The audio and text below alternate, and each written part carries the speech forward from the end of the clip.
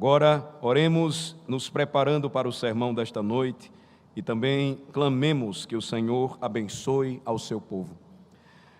Senhor, nesta hora, intercedemos por tua igreja, suplicando que visites o teu povo com graça, com a tua maravilhosa graça.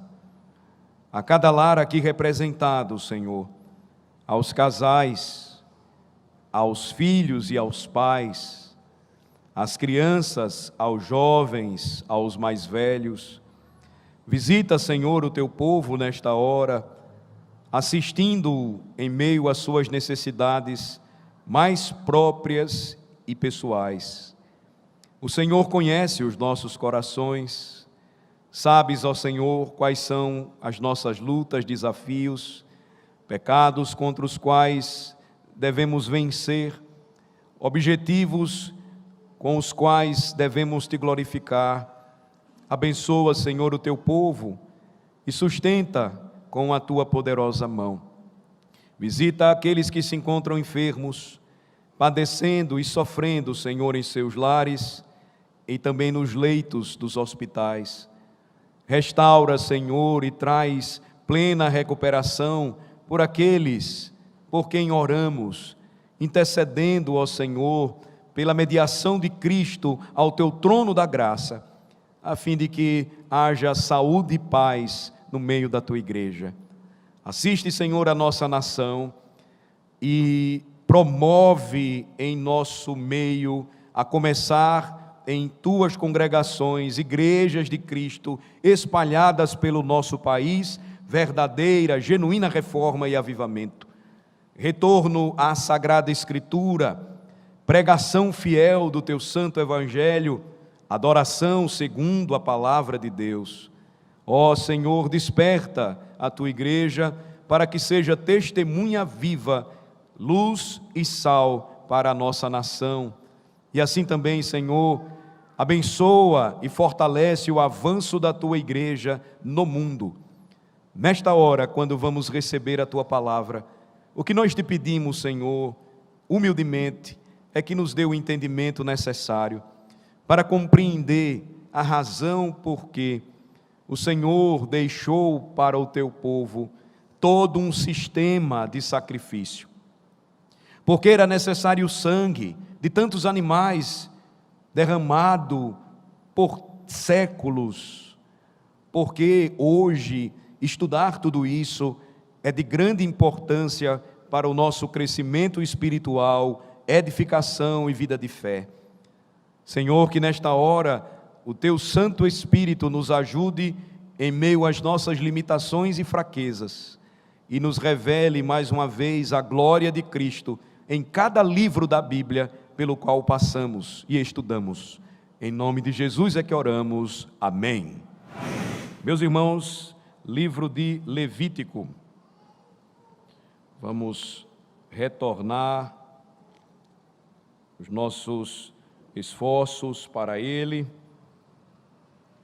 seguindo a exposição deste livro, que é a continuidade do que nós já aprendemos juntos estudando o livro do Êxodo. Nós chegamos agora no versículo 14 do capítulo 5, Levítico 5, a partir do versículo 14. Iremos até o versículo 7 do capítulo 6.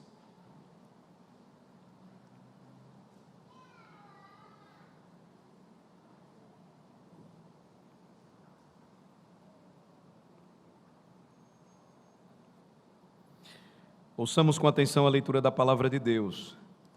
Disse mais o Senhor a Moisés: quando alguém cometer ofensa e pecar por ignorância nas coisas sagradas do Senhor, então trará o Senhor por oferta do rebanho um carneiro sem defeito, conforme a tua avaliação em ciclos de prata, segundo o ciclo do santuário, como oferta pela culpa. Assim restituirá o que ele tirou das coisas sagradas, e ainda acrescentará o seu quinto e o dará ao sacerdote. Assim o sacerdote, com o carneiro da oferta pela culpa, fará expiação por ele e lhe será perdoado. E se alguma pessoa pecar e fizer contra algum de todos os mandamentos do Senhor, aquilo que se não deve fazer, ainda que não o soubesse, contudo, será culpada e levará a sua iniquidade. E do rebanho trará o sacerdote um carneiro sem defeito, conforme a tua avaliação, para oferta pela culpa, e o sacerdote por ela fará expiação no tocante ao erro que, por ignorância, cometeu, e lhe será perdoado. Oferta pela culpa certamente se tornou culpada ao Senhor. Falou mais o Senhor a Moisés, dizendo: quando alguma pessoa pecar e cometer ofensa contra o Senhor, e negar ao seu próximo que este lhe deu em depósito, ou penhor, ou roubar, ou tiver usado de extorsão para com o seu próximo, ou que, tendo achado o perdido, o negar com falso juramento, ou fizer alguma coisa de todas em que o homem costuma pecar, será, pois, que, tendo pecado e ficado culpada, restituirá aquilo que roubou, ou que extorquiu, ou o depósito que lhe foi dado, ou o perdido que achou, ou tudo aquilo sobre que jurou falsamente, e o restituirá por inteiro, e ainda a isso acrescentará a quinta parte. Aquele a quem pertence, lhe dará no dia da sua oferta pela culpa. E por sua oferta pela culpa, trará do rebanho ao Senhor um carneiro sem defeito, conforme a tua avaliação. Para a oferta pela culpa, trá-lo-á ao sacerdote. E o sacerdote fará expiação por ela diante do Senhor, e será perdoada de qualquer de todas as coisas que fez, tornando-se por isso culpada. Esta é a palavra santa e inerrante de Deus, que Ele acrescente a sua bênção à leitura dela. Amém. O livro de Levítico, irmãos, como vimos nestes sermões que iniciamos, é chamado de Código de Santidade. É o livro que está escrito, em que está escrito o texto: sede santos, porque eu sou santo. Um versículo que se repete diversas vezes no decorrer do Novo Testamento, e é o versículo que nós encontramos aqui neste livro de Levítico. Portanto, Levítico é um livro preeminentemente sobre santidade, nós temos aprendido sobre isso. Também é um livro que fala sobre os parâmetros da santidade, sobre a sua estrutura, piedade, justiça e integridade. Levítico nos ensina que Deus não pode ser abordado facilmente no Antigo Testamento. Deus não poderia ser adorado de qualquer maneira. Na verdade, desde que começamos a expor este livro extraordinário, nós temos buscado pensar como funcionava todo esse sistema de sacrifício na adoração pública nos dias de Moisés. Mas também no primeiro e segundo templo, após o tabernáculo entrar em desuso. Naqueles dias, irmãos, o sacrifício ritual acontecia diariamente, várias vezes durante o dia, sem falar nos grandes dias de festa anual. E à medida que nós lemos e estudamos este livro, pensamos como seria experimentar tudo isso. Qual seria o cheiro do sacrifício? O que teria sido para nós, você e eu, ao caminharmos pelo tabernáculo, pelo templo, se pudéssemos acessá-lo, o que era impossível, ver o lugar santo, observando os sacerdotes realizando todos os rigores e restrições estabelecidas por Deus do culto levítico. E uma das verdades, irmãos, eu penso que nos deixaria claro, ficaria muito claro para nós, é que não era fácil se aproximar de Deus para adorá-lo naqueles dias. Havia ritual, havia sacrifício, havia derramamento de sangue. Sem sacrifício e sem derramamento de sangue, era impossível ao homem chegar à presença de Deus. A santidade de Deus se distancia de nós, e Ele então ensinaria que somente com base nesses sacrifícios variados era possível comparecer à sua presença e sentir-se de alguma forma seguro enquanto prestava culto ao Senhor de toda a terra. Vimos até agora alguns dos principais sacrifícios expostos nos capítulos iniciais. Talvez você esteja conosco aqui pela primeira vez, me permita então localizá-lo. No capítulo 1 deste livro, nós vimos o holocausto.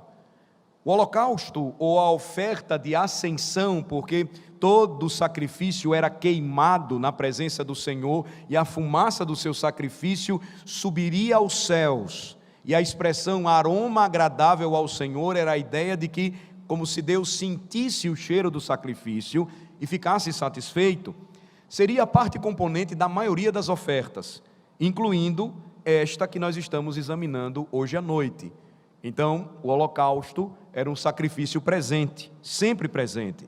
No capítulo 2, vimos a oferta de manjares ou cereais. No capítulo 3, vimos a oferta de paz ou de comunhão, aquela em que o Senhor, depois de aceitar o sacrifício pelos pecados do povo, o recebia em sua presença para uma refeição pactual. Era desse modo que no Oriente os principais acordos se resolviam entre as partes, em uma mesa, em uma boa e bela refeição, celebrando a paz. É como se nós pensássemos hoje que o conflito entre israelitas e palestinos cessasse e eles pudessem sentar na mesma mesa para comer e beber juntos, sem qualquer ira ou animosidade. Capítulo 5, vimos a oferta pelo pecado involuntário. Começa no capítulo 4, na verdade, e se encerra na primeira parte do capítulo 5. O Senhor, Ele então abordava toda a vida de seu povo, quanto à santidade, em todos os seus detalhes, de modo que até mesmo ofertas por pecados involuntários deveriam ser prestadas ao Senhor, oferecidas a Ele, porque nem mesmo estas estavam isentas de culpa.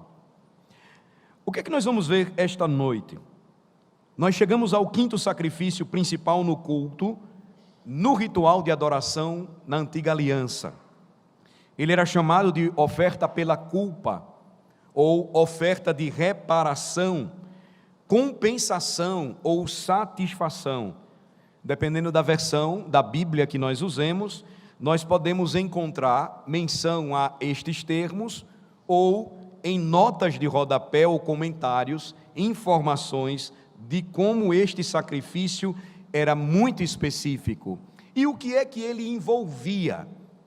Em resumo, a necessidade do adorador restituir aquele que defraudou. Não esqueçam isso. O sacrifício de hoje, do capítulo 5, essa segunda parte, início do capítulo 6, tratava de um tema importante na adoração: a necessidade de restituir aquele que nós defraudamos. Então era chamada de oferta de reparação, ou oferta pela culpa, mas também era reconhecida como a oferta de restituição, porque exigia compensação financeira de acordo com o ciclo do santuário, que era uma forma específica, uma moeda específica, empregada e utilizada naquele tempo, para que este tipo de oferta fosse prestada. Era algum tipo de pagamento financeiro, algum tipo de multa ou imposto por quebra de um mandamento, por desobediência quanto à fé, por um sacrilégio cometido. Alguns pecados ofendiam outros, e como nós veremos, alguns também tinham um foco específico de ofensa contra o Senhor. E qual era o caminho a se trilhar? Qual era o caminho a se seguir? O caminho do arrependimento. O que o envolveria o caminho do arrependimento? A necessidade de reparação, a satisfação total de cada reivindicação que o pecado pudesse exercer sobre o pecador. Esse mesmo sacrifício ou oferta de reparação ou pela culpa novamente será mencionado no capítulo 7 do mesmo livro que nós estamos estudando. Agora, a propósito disso, talvez você pense assim sobre a pregação que nós estamos trazendo para esta congregação sobre o livro de Levítico, que não seria tão relevante para os nossos dias. Que, segundo a sua visão da Bíblia, não seria tão necessário estudar todo esse sistema sacrificial. É aí onde nós nos enganamos. Por exemplo, em 2004, a famosa revista cristã americana, Christianity Today, ela trouxe um artigo sobre uma famosa igreja emergente da época. O movimento calvinista, no início do século, ganha força, principalmente entre jovens, com a idade de 20 a 30 anos. E então, a Christianity Today, ela vai falar sobre uma igreja denominada Mars Hill Church.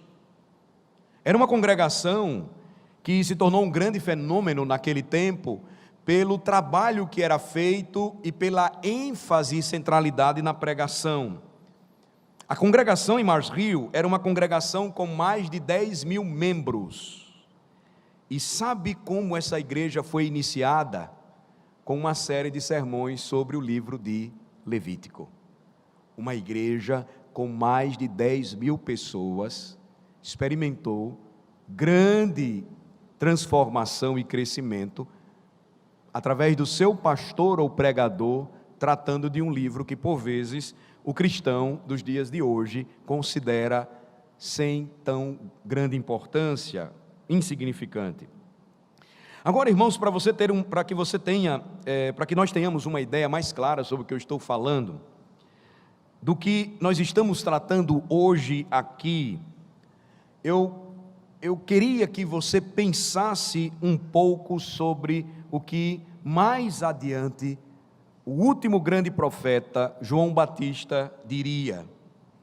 O que nós acabamos de ler aqui seria então resultado ou conteúdo da pregação de João Batista, e você deve lembrar quando uma das importantes verdades ditas por João Batista aos homens de seu tempo está registrado no Evangelho de Mateus, capítulo 3.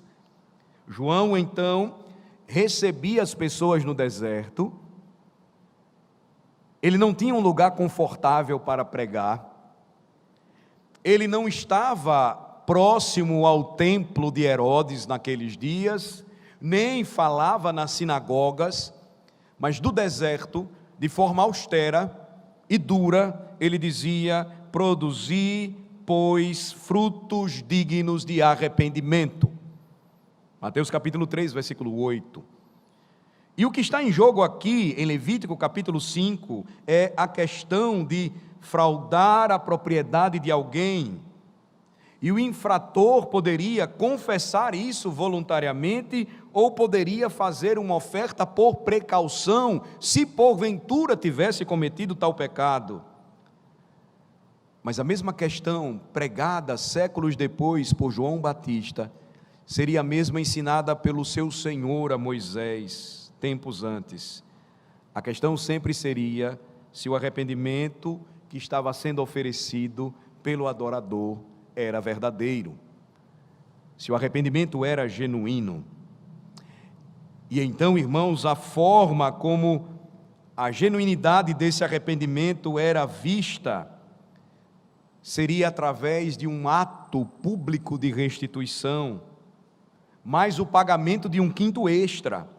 Em outras palavras, deveria lhe custar alguma coisa, deveria lhe custar um preço. Não seria um arrependimento barato, não seria um arrependimento fácil, era um arrependimento que lhe custaria muito caro. Então, deixe-me delinear a passagem aqui para vocês. Capítulo 5, dos versículos 15 a 19, o que é que nós temos? Temos aqui um pecado cometido inadvertidamente contra a propriedade sagrada, um pecado de sacrilégio, como chamamos. E a pessoa tinha que pagar a restituição integral, mais uma sobretaxa, e trazer a reparação ou uma oferta pela culpa ao sacerdote, a fim de que a expiação pelo perdão dos pecados fosse realizada. Quando uma pessoa não tinha certeza, ela estimava então o valor a ser pago. É o que temos, capítulo 5, versículos 15 a 19. Então, quando chegamos no capítulo 6, até o versículo 7, observem, o pecado agora é contra outra pessoa, embora, como nós vemos aqui, também fosse um pecado contra o Senhor, mas de maneira muito específica era um pecado contra o próximo, onde a propriedade ou o dinheiro do próximo fosse objeto de furto, defraudação, de pecado mesmo que era cometido contra o semelhante. Pode ter havido algum tipo de juramento falso, por exemplo, e novamente a restituição total mais uma sobretaxa deveria ser paga. O que lembra que o arrependimento tinha um custo. A reparação ou a oferta pela culpa tinha que ser feita ao sacerdote, a fim de que fosse feita expiação pelos pecados daquele adorador. Então nós temos dois casos aqui. Número um pecado contra a propriedade do Senhor, aquilo que era sagrado. Número 2, um pecado contra a propriedade do seu próximo, fosse um bem, fosse a sua própria reputação. Agora, nós temos outras situações no Antigo Testamento, à medida que você lê a Bíblia, que esse tipo de reparação ou oferta pela culpa era exigido, não previstos aqui nesta passagem específica que nós estamos estudando hoje à noite. Poderia ser, por exemplo, o tipo de coisa que Acã fez. Você se lembra? Livro de Josué, Acã, quando entrou com o seu povo, Israel, na terra da promessa, tudo foi considerado proibido. O povo deveria ser destruído. Em Jericó, nada deveria ser tomado, e Acã, então, não fez isso. Ocultamente roubou os ciclos de prata, a cunha de ouro e as vestes babilônicas, que ele achou muito linda, e ele escondeu debaixo da sua tenda. Ou nós temos outro exemplo semelhante a Uzias, que oferecendo incenso ao Senhor, que era algo certo, ele estava fazendo o que por direito era o ato de um sacerdote, mas ele foi atingido por lepra. E ele teria então que oferecer uma oferta pela culpa, uma oferta de purificação para se purificar e receber os perdões pelo seu pecado. O perdão pelo seu pecado, melhor falando. Número 3, o adultério era o outro caso em que era necessário fazer ofertas de reparação ou de culpa. Você vai ler isso em Números capítulo 5. Então você tinha outros casos específicos que se enquadravam nesse tipo de oferta pela culpa ou reparação. Como é que nós vamos tratar hoje o assunto então em questão? Dividindo de duas formas. Primeiro vamos ver os pecados contra Deus, quais seriam estes? Depois os pecados contra o próximo. Então, que tipos de coisas são previstas aqui nesta passagem, no tocante aos pecados contra Deus? Coisas que se enquadrariam na rubrica, antes de tudo, de inadvertidas. Coisas inadvertidas. Coisas que pertencem ao Senhor, mas foram negadas a você. Por exemplo, você poderia comer algo que não deveria. Você poderia infringir, naquele tempo, uma das leis alimentares, e sem perceber, havia costelinha de carne de porco picada em sua sopa, e você não sabia disso. Mas você comeu carne de porco e foi contaminado, porque naquele tempo era proibido ao judeu comer carne de porco. Então você transgredia um mandamento de Deus e precisava se arrepender disso. Inadvertidamente você comeu, não sabia, mesmo assim, a lei dizia, você era culpado diante do Senhor. Inadvertidamente ou não, lembrem-se, irmãos, a ignorância não era desculpa para que se escapasse do juízo de Deus. Número 2, você poderia fazer um voto como os nazireus faziam, e depois não cumpri-lo. Poderia ser inadvertido. Você fez o voto, mas então, sem intenção, você tocou em uma carcaça morta. Sansão não fez isso, você sabe, ele tocou sabendo que não podia tocar. Quando ele toca na carcaça do leão, morto. Mas você poderia baixar a mão e, sem saber, debaixo da mesa tocar em um rato morto, o que tornaria você também impuro. Você seria culpado diante do Senhor. Inadvertidamente ou não, a ignorância não era desculpa. Às vezes o sacerdote no templo tinha que oferecer uma reparação ou oferta pela culpa, porque ele poderia ter comido algo que não deveria ter comido. Você se lembra que muitas regras foram estabelecidas pelo Senhor, complexas, sobre o que o sacerdote poderia comer e o que não poderia comer dos sacrifícios. Eles poderiam cometer erros, os sacrifícios poderiam ser misturados e as carcaças poderiam ter sido armazenadas juntas dos animais. Ele então transgredia e precisava oferecer uma oferta pela culpa. Número 3, você poderia pegar um dos utensílios do templo, uma das colheres com as quais mexeu as panelas do templo. Você poderia tê-la levado para casa, usado inadvertidamente algo santo que pertencia ao Senhor, e então você depois percebia, nossa, era um utensílio sagrado, que pertence ao templo. Você deveria oferecer oferta pela culpa. Número 4, você poderia se atrasar em trazer sua oferta, e poderia não ser culpa sua. Tem gente que se atrasa, e se atrasa porque é culpado. Você poderia estar doente, ou poderia ter sido detido. Você seria culpado diante do Senhor. Você teria que oferecer reparação. Você precisava apresentar a Deus oferta pela culpa. Então, irmãos, quando lemos essas regras e regulamentos, podemos imaginar como era fácil cometer um erro, cair em um deslize. Nos versículos 17 e 19, observem, do capítulo 5, o ofensor não sabia o que fez de errado. Ele apenas pensa que pode ter quebrado de alguma forma a lei de Deus.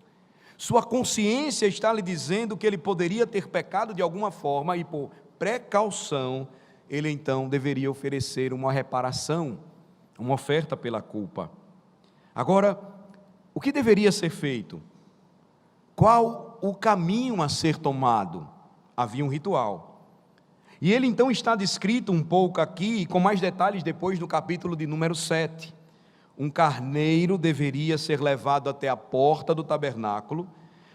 As mãos do pecador seriam colocadas simbolicamente na cabeça do animal, simbolizando a transferência da culpa. E então o ofertante matava o animal, cortando-lhe a garganta. O sangue era coletado pelo sacerdote e depois aspergido da forma indicada pela lei de Deus.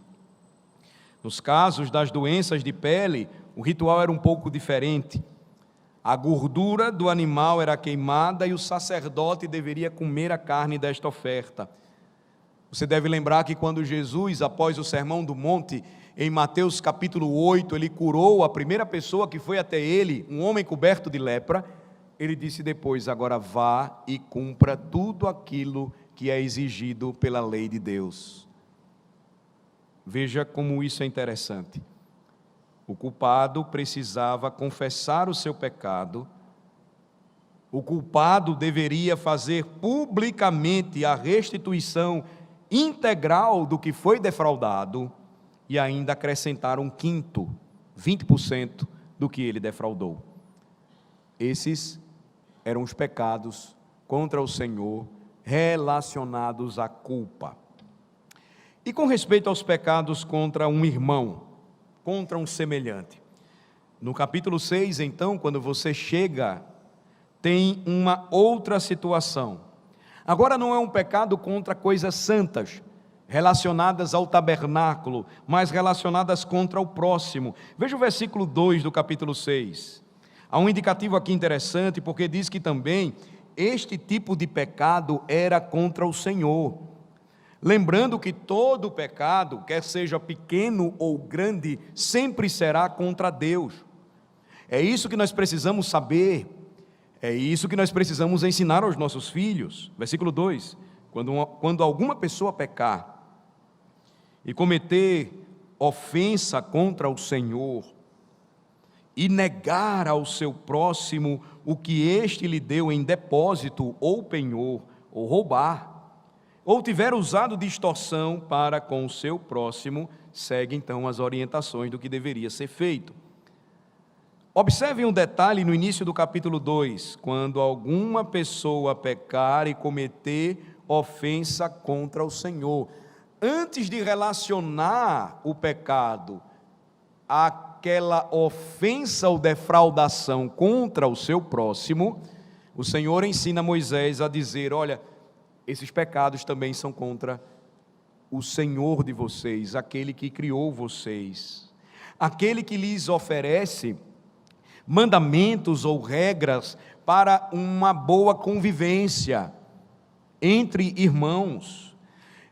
O princípio aqui, irmãos, então é claro, todo pecado é contra o Senhor, mas o ponto em questão, especificamente aqui, é um pecado não contra o tabernáculo, o santuário de Deus, ou contra os utensílios do santuário, mas agora é um tipo de violação cometida de alguma forma contra o seu semelhante. Novamente, isso não é inadvertido, como foi o caso no final do capítulo 5. Agora, o Senhor está tratando com Moisés de pecados claramente deliberados. Agora, que tipo de coisas são essas? Bem, elas envolvem negação de confiança. É como se você confiasse algo ao seu irmão e seu irmão não cumprisse o trato. Isso tem uma extensão muito grande, nós vamos ver. Por exemplo, número 1, você pegava algo emprestado e ficava com este empréstimo por mais tempo do que deveria.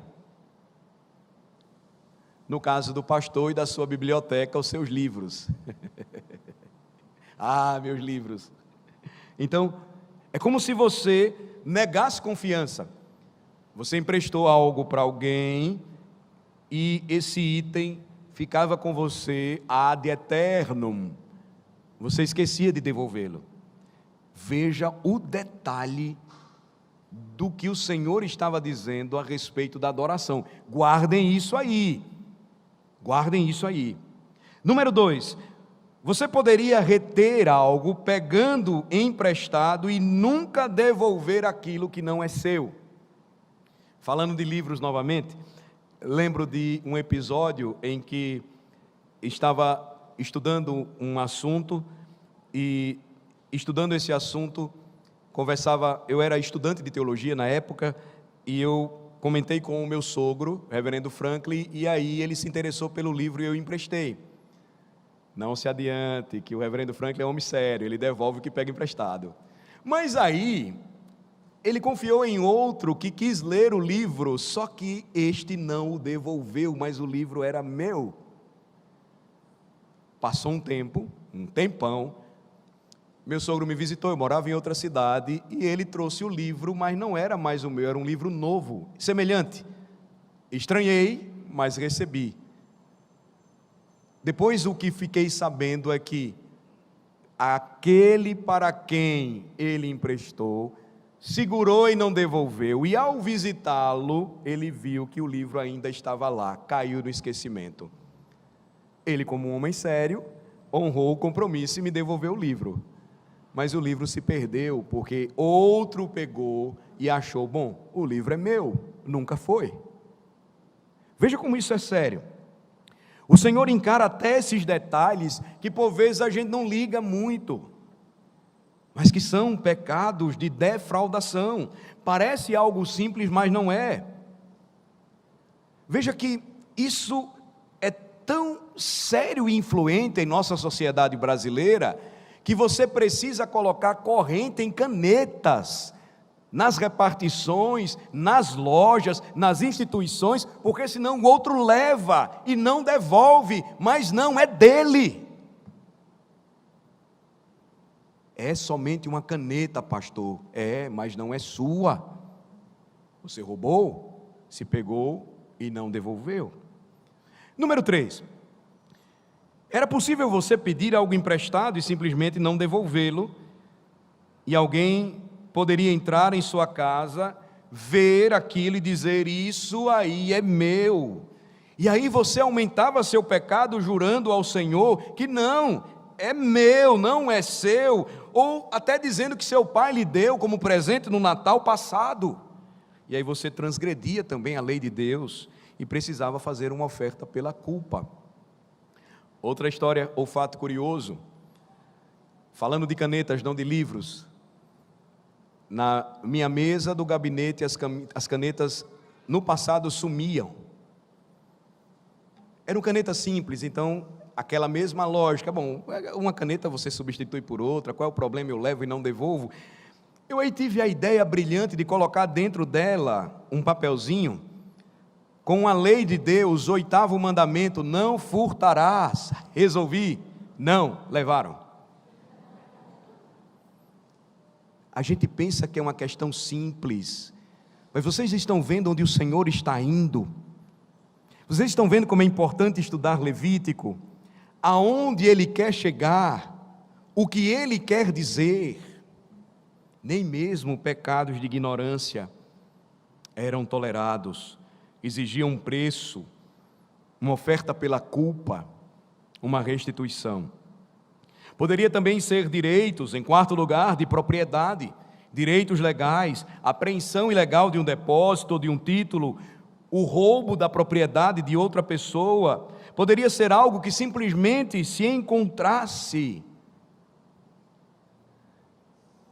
É tão comum hoje, né, na ética terrível e corrompida do brasileiro, dizer: achado não é roubado. Estava simplesmente ali, era um celular ou uma carteira. Um ministro reformado conta uma história interessante que, certa vez, ele caminhava por uma praça em sua cidade e ele encontrou uma nota, um dinheiro na praça, no parque. E aí ele então pegou, ele viu que ninguém enxergou ou ninguém apareceu, mas à medida em que ele foi andando, ele foi pegando outras notas e ele disse: nossa, o que foi que aconteceu? No final de tudo, naquele tempo era muito dinheiro, algo em torno de $150. E aí ele disse: que maravilhosa providência de Deus. Mas aí veio em sua mente os pecados de restituição, veio em sua mente Levítico capítulo 5, a oferta pela culpa. Ele foi até a delegacia da cidade, apresentou e devolveu. Então, o policial falou: você tem 6 meses para acompanhar, se não aparecer ninguém reivindicando o dinheiro, ele é seu.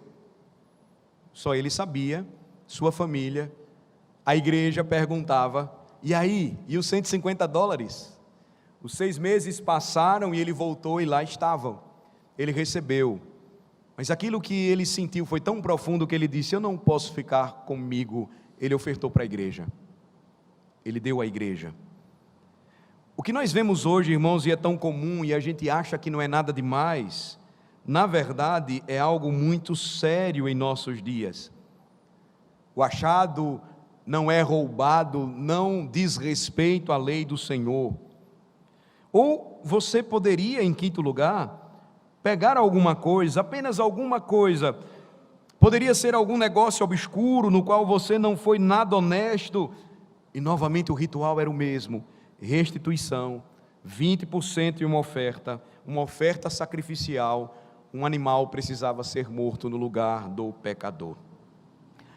Agora, tudo isso é muito interessante, mas nós precisamos aplicar para nós hoje. O que tudo isso tem a ver comigo? Você deve estar me perguntando: qual a conexão de tudo isso com a minha vida de fé? Deixe-me apresentar pelo menos 3 verdades para aplicar o sermão de hoje. E vamos notar que estas 3 verdades nos oferecem 3 coisas que têm muito a ver conosco. Número 1, a primeira lição é que o pecado é uma coisa séria. Levítico nos lembra isso constantemente. O pecado é uma coisa séria. Veja, talvez você esteja pensando, e eu sei que sempre há alguém que pensa assim: por que o pastor prega sobre um livro como Levítico? Note o que o livro nos apresenta e o que ele nos revela. Perceba o que ele fará conosco nesta noite. Ele apontará para cada um de nós a seriedade do pecado. O pecado é algo sério, o pecado é coisa séria. Você pensa sinceramente em seu coração, de maneira real, desejar ser do Senhor, servi-lo de todo o seu coração, consagrar sua vida a Ele? Pense no que nós estamos vendo nesta noite, estudando o livro de Levítico. Em sua famosa obra, Santidade sem a qual ninguém verá o Senhor, o bispo Ryle, ele traz uma frase de abertura impressionante sobre o assunto. Ele diz: aquele que deseja fazer grandes progressos na vida de santidade, deve primeiro descobrir as profundezas do seu pecado. Repito, aquele que deseja fazer grandes progressos na santidade, deve primeiro descobrir as profundezas de seu pecado. Esse é o problema. A primeira lição para nós aqui é que o pecado é algo sério. E notem o que o livro de Levítico e os outros livros do Pentateuco fazem. Eles examinam cada canto e recanto das nossas vidas. Eles revelam os pecados nos quais nunca imaginaríamos, pensaríamos que estávamos pecando.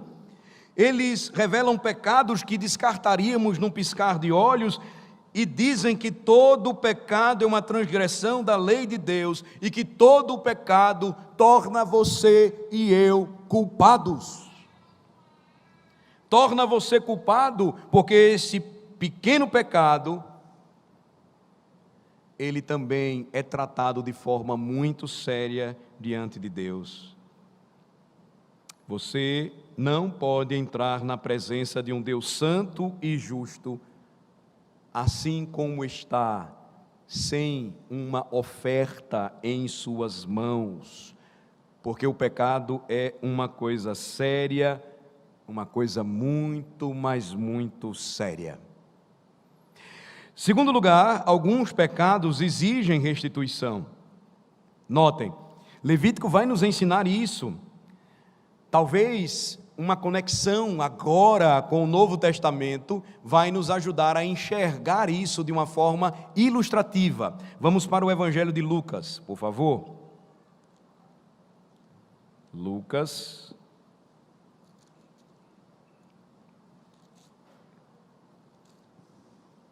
capítulo 19, a partir do versículo 1.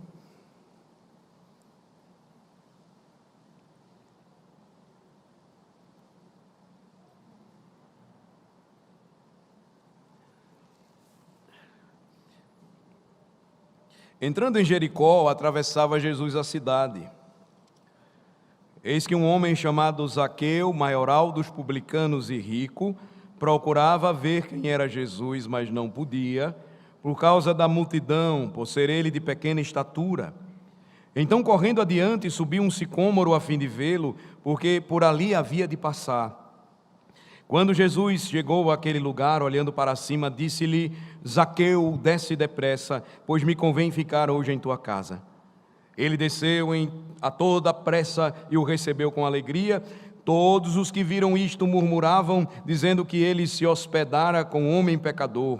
Entre mentes, Zaqueu se levantou e disse ao Senhor: Senhor, resolvo dar aos pobres a metade dos meus bens. E se em alguma coisa tenho defraudado alguém, restituo 4 vezes mais. Então Jesus lhe disse: hoje houve salvação nesta casa, pois que também este é o filho de Abraão, porque o Filho do Homem veio buscar e salvar o perdido. Vocês conhecem a história de Zaqueu? Na verdade, ela não tem nada a ver com a música que ficou muito famosa nos idos aí de 2008. Entra na minha casa, entra na minha vida, coisa nenhuma. Zaqueu não pediu coisa nenhuma, ele sobe numa árvore para ver Jesus no meio da multidão. Ele não convida Jesus de jeito nenhum. É Jesus que do meio da multidão olha para aquele sicômoro e diz: desce, Zaqueu, depressa, porque eu hoje vou ficar em tua casa. É a salvação que vem do Senhor, não é o homem que busca. E quem era Zaqueu? Um publicano grande. O que fazia um publicano? Trabalhava para o Império Romano, opressor da Palestina. Como ganhava dinheiro o publicano?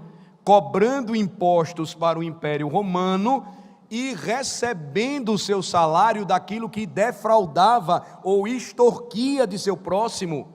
Portanto, para o judeu da época, o publicano era um miserável, pecador, traidor da nação, que merecia o inferno. Mas Jesus disse que veio buscar e salvar o perdido. E aquela conversinha, o melodrama arminiano do nosso tempo, entra na minha casa, entra na minha vida, falso evangelho centrado no homem, não é o que o texto diz. Zaqueu nem imaginaria que o Senhor fosse até o encontro dele. Ele vai então, se dirige a Zaqueu no versículo 5, Zaqueu responde e desce no versículo 6, rapidamente recebendo a Jesus com toda alegria. E aí, aconteceu aquilo que acontece quando um pecador se converte. No versículo 7, todos conheciam Zaqueu, todos sabiam quem ele era e começaram a murmurar, dizendo que Jesus se hospedou com um homem pecador. Justamente na casa dele, justamente com esse homem. Zaqueu precisava dar provas da sua conversão. Zaqueu precisava professar a sua fé. Versículo 8, então, ele vai dar a evidência da sua conversão. Qual foi a evidência de que Zaqueu encontrou o Salvador? Qual foi a evidência de que Zaqueu encontrou a Cristo?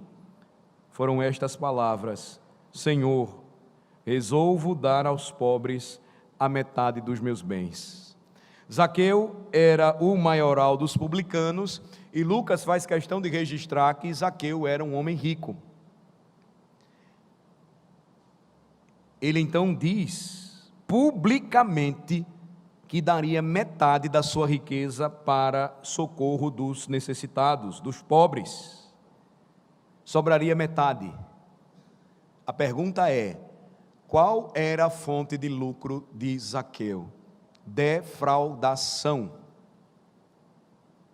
A metade provavelmente não restaria para ele, porque ele completa, e na sua profissão de fé ele diz: e se em alguma coisa tenho defraudado alguém, restituo 4 vezes mais.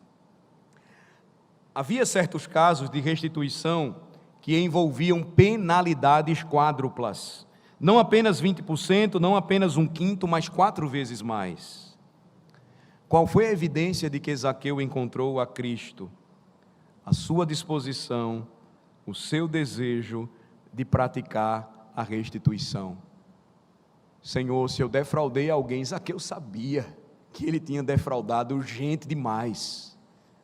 Em alguma coisa, restituo 4 vezes mais.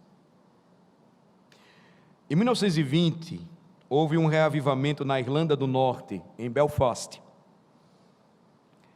E esse avivamento foi provocado pelo Senhor. Todo avivamento vem por intervenção divina, e ele usou um famoso pregador naquele tempo. Diziam que ele era um cara muito estranho, por seus modos, por seus comportamentos.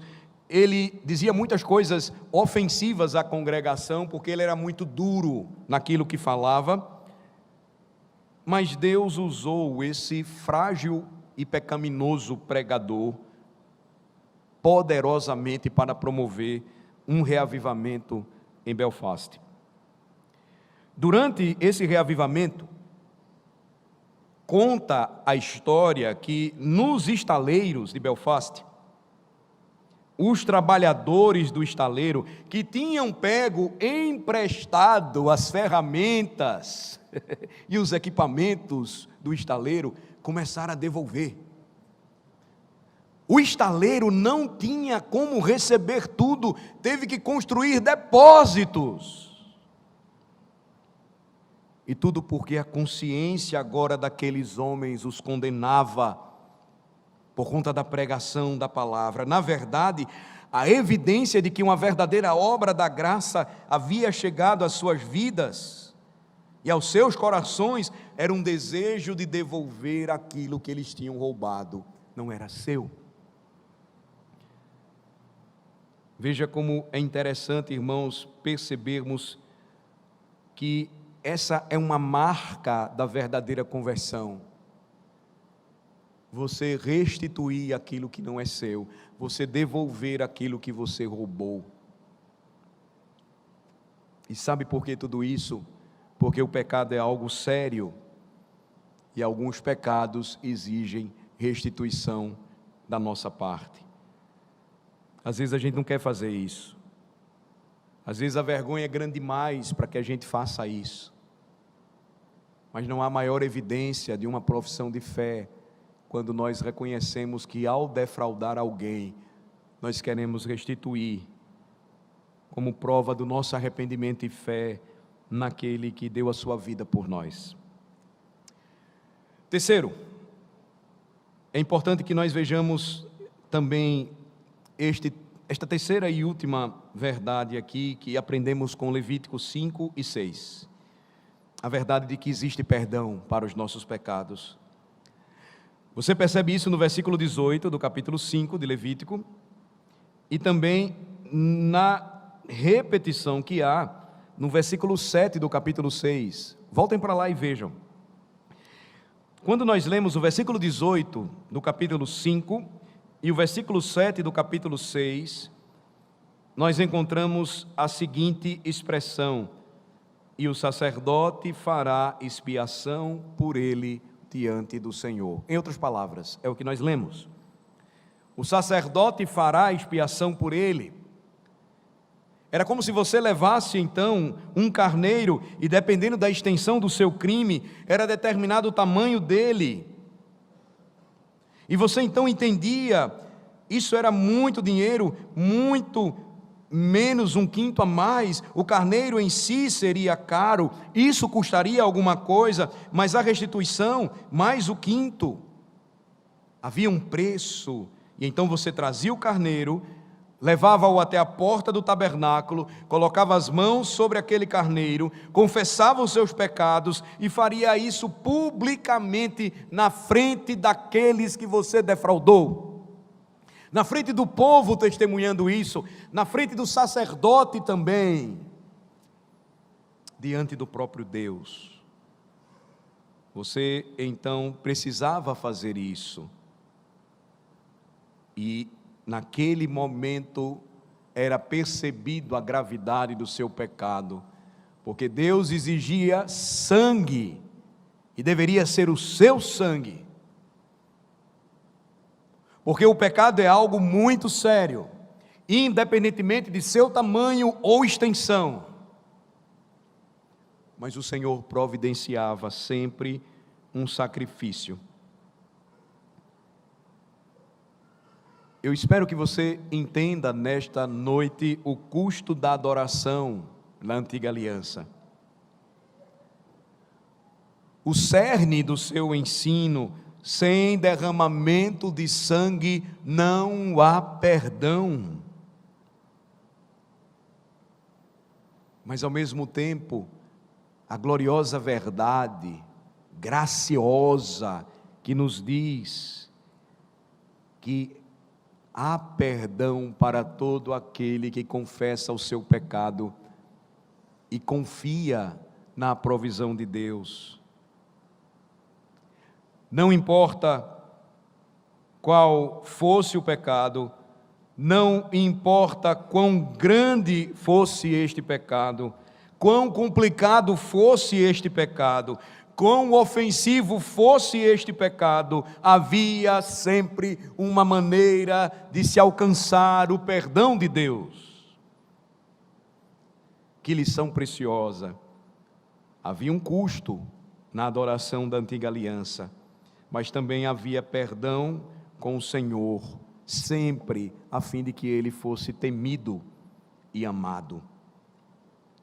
Abra sua Bíblia comigo em Isaías 53. Isaías 53 fala disso. Você conhece a passagem? No versículo 10, nós temos uma profecia que fala de Jesus Cristo como Ele mesmo fazendo uma oferta pela culpa. Isaías 53, versículo 10: Todavia, ao Senhor agradou moê-lo, fazendo-o enfermar. Quando der ele a sua alma como oferta pelo pecado ou oferta pela culpa, verá a sua posteridade e prolongará os seus dias, e a vontade do Senhor prosperará em suas mãos, nas suas mãos. Jesus fez a oferta pela culpa. Seja o que for devido a Deus por causa do nosso pecado e que nos torna culpados diante dele, Jesus suportou.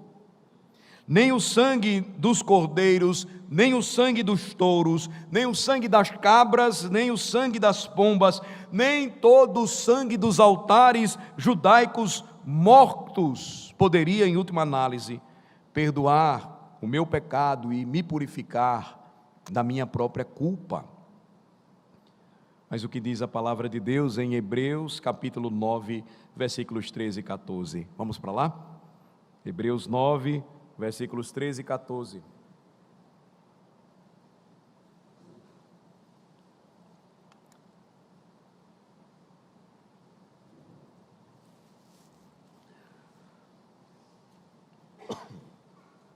Portanto, se o sangue de bodes e de touros e a cinza de uma novilha aspergidos sobre os contaminados os santificam, quanto à purificação da carne, muito mais o sangue de Cristo, que pelo Espírito eterno, a si mesmo se ofereceu sem mácula a Deus, purificará a nossa consciência de obras mortas para servirmos ao Deus vivo. Você consegue compreender o que o autor aos Hebreus está dizendo aqui? Ele está dizendo que existe perdão com Deus, mas é somente através do derramamento de sangue, e mais, do derramamento de sangue de seu Filho, Jesus Cristo. E aqui nós temos, irmãos, o cerne do Evangelho, o sacrifício substitutivo de Jesus Cristo em nosso favor. É a única maneira de sermos aceitos diante de Deus e prestarmos a Ele uma adoração real. Veja, o que nós estamos percebendo hoje, quando se nega esta verdade, é também a negação do sacrifício substitutivo de Cristo. O que ainda hoje Roma tenta ensinar e aplicar, e que nega que Cristo morreu de uma vez por todas pelos pecados de seu povo, quando ao celebrar a missa, tendo seu centro a Eucaristia, celebra-se o sacrifício de Cristo mais uma vez, e outra vez, e outra vez, só que sem sangue. Quando a Bíblia diz que Cristo morre pelos nossos pecados de uma vez por todas, sendo o nosso perfeito substituto, o nosso perfeito sacrifício.